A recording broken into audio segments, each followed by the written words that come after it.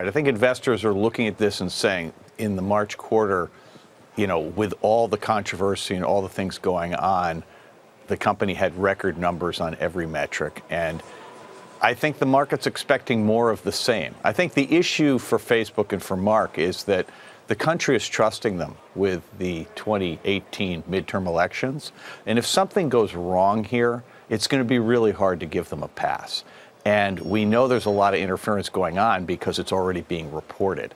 And that's a huge challenge. And I think from Mark's point of view, I think one of the great issues that he's facing is in that interview with Kara Swisher at Recode, he tried to frame the problem as either everything goes or we have to censor. And the reality is when you're dealing with hate speech, there is a much better third option. And that is to try to engage with people and inform them. So you don't want to censor things because the hate is still there. What you really want to do is to engage with the haters and just explain to them what's really going on. And Facebook's actually a really good platform for doing that. Are you okay with the way in which they will deprioritize content they think is wrong but maybe well-intended?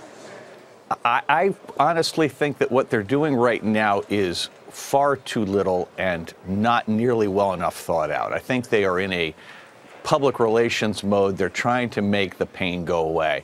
And they need to step back and really look at the systemic causes of these problems and try to tackle them systemically rather than treating each one like it's an individual isolated event. And the problem is that the culture is move fast and break things, and they're now in the mode of moving slowly and trying to reassemble Humpty Dumpty.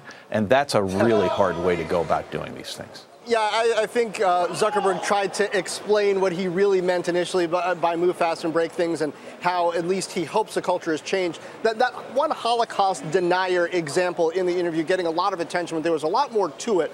And part of what came across to me is that Facebook views itself as this sort of parallel digital dimension, kind of like the Upside Down in Stranger Things, where it controls so much of the commerce and the interaction, and the idea that they're going to be negative or bad or regrettable things that ideas that people have, things that are said, but it would be bad to police those. It's just a matter of how much juice and promotion Facebook puts behind it. And as he was describing that, I was thinking, is this an existential question for Facebook?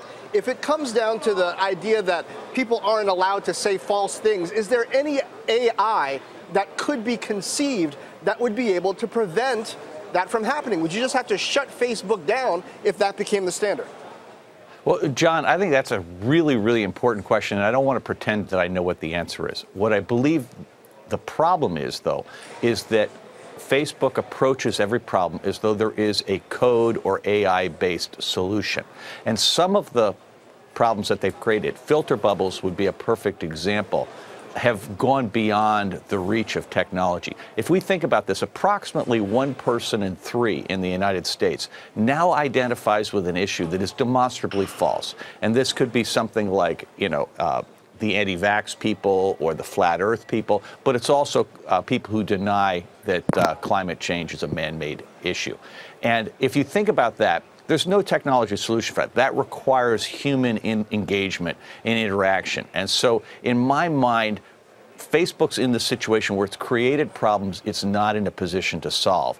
And yet what we do want to do is to think about the future and recognize that unless we do change Facebook's approach to its business, there are going to be a lot more problems and they're going to be a lot harder to solve, because with Internet of Things, you're going to start to be capturing data in a lot of places you haven't captured it before, and you're going to be essentially surveilling people in places you never surveilled before.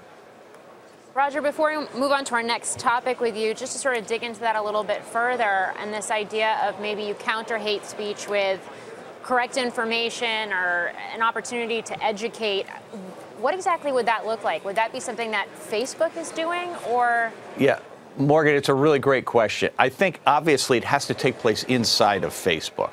And Facebook's done a little bit of this now. One of the ways they're going after disinformation is that they're trying to, put more authoritative sources, attaching that information directly to each post.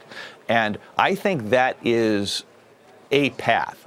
I'm not smart enough about user interface design to know what the optimal thing is going to be in the long run. But this notion that if somebody posts something and the system knows that that thing is false, there should be a way of accompanying that with a statement of, okay, this person just posted this thing, but you ought to understand this is what it really is, or this is what scientists say is correct, or whatever is the appropriate response.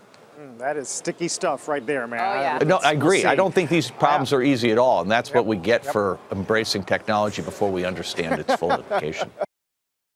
Hey there, thanks for checking out CNBC on YouTube. Be sure to subscribe to stay up to date on all of the day's biggest stories. You can also click on any of the videos around me to watch the latest from CNBC. Thanks for watching.